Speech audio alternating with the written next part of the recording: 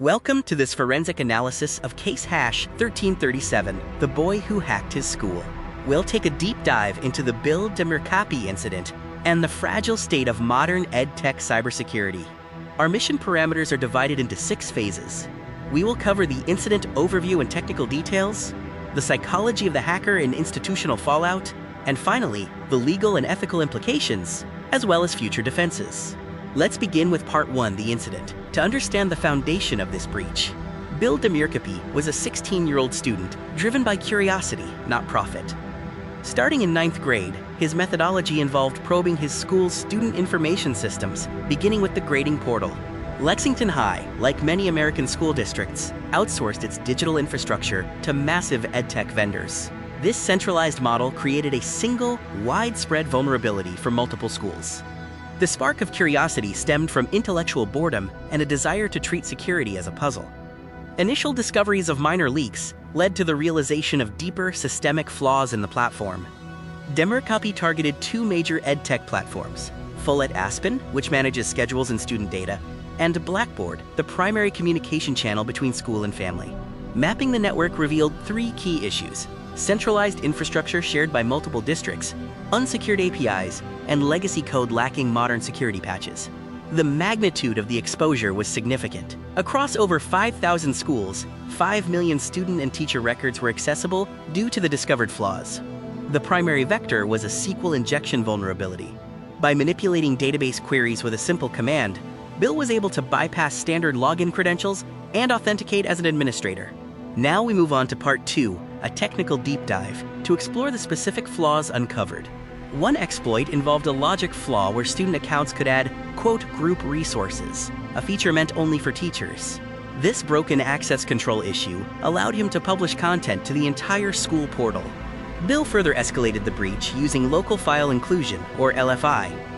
This allowed him to read sensitive server files, including configuration scripts with plaintext passwords, gaining access to system logs and web root control. The broken authentication was caused by 3 main factors: session fixation, lack of rate-limiting enabling credential stuffing attempts, and hidden admin portals left exposed on production URLs. The API also presented severe vulnerabilities. Mobile APIs were unprotected and lacked proper security layers. Data requests were fulfilled without verifying session tokens, and the system allowed for insecure uploads of malicious scripts. Once inside the web server, Bill moved laterally to other databases. This pivot showed that the EdTech ecosystem used a crunchy outside, soft inside architecture, where a single breach exposed everything. The accessible student data fell into 4 categories. Personal and medical data, like immunization records and partial SSNs, were classified as critical risk. There was a clear student multi-factor authentication gap. While IT staff and teacher accounts were protected, the massive student user base remained the most vulnerable entry point.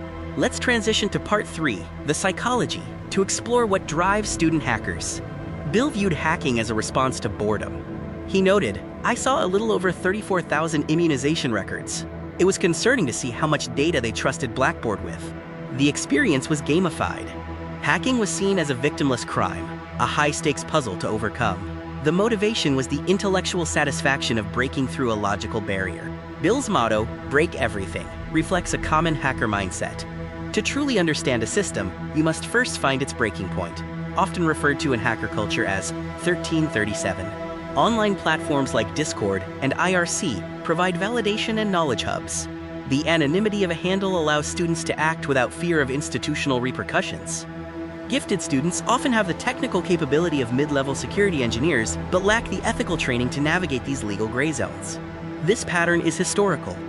In 1983, the 414s, a group of curious teens, hacked 60 high-profile institutions, leading to the first federal computer crime laws.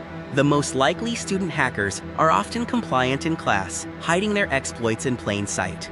Schools focus on physical security while neglecting their digital defenses against these silent threats. Now we will review Part 4, the fallout, and how the discovery was handled by the vendors and the school. Bill attempted to notify Blackboard and Full-At, but his emails were ignored, often dismissed as amateur pranks. This institutional silence led to frustration and the need for more drastic proof. To force a response, Bill broadcast a message to the entire district. "Hi there, my name is Bill Demirkapi. At Full-At Corporation, there's no security. Administrators initially viewed this as a malicious attack, failing to distinguish a security disclosure from a breach. The primary concern was fear of liability and erosion of parent trust. The district issued a 2-day suspension, arguing Bill created a major disturbance. Bill famously called this a win-win, as the time off allowed him to refine his technical documentation. The media coverage was extensive. Wired highlighted the fragile state of EdTech infrastructure. EdSurge explored the ethical dilemma for school leaders, and Mashable brought national attention to the student hacker archetype. The incident severely eroded digital trust. Parents worried about identity theft. The focus shifted to institutional failure, as schools trusted third-party vendors without conducting necessary audits.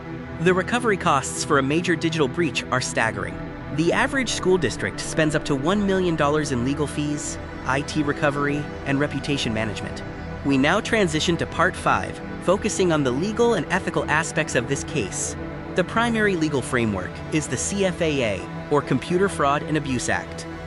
It is often criticized for being vague and dated, struggling to address modern cloud research, though its scope is slowly evolving. We classify hackers across a spectrum. White hats are authorized and disclosed to secure systems. Gray hats, like Demirkapi, are unauthorized but ethical, often acting as whistleblowers.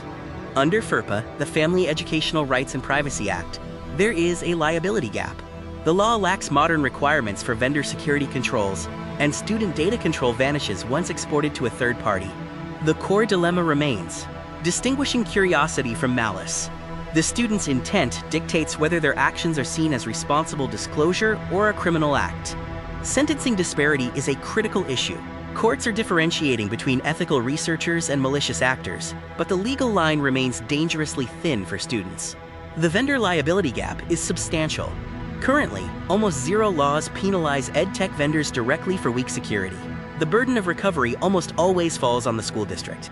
Modern data privacy laws, like CCPA and GDPR, are forcing disclosure and high-impact privacy protections. Many advocate for safe harbor policies to protect students who find bugs in good faith. We conclude our analysis with Part 6, the legacy of this case. Bill presented his findings at DEFCON 2019. The audience of thousands of elite hackers gave him a standing ovation for holding EdTech giants accountable. To harden systems, districts need to adopt a zero-trust model, offer bug bounties, and mandate yearly third-party security audits for all EdTech vendors.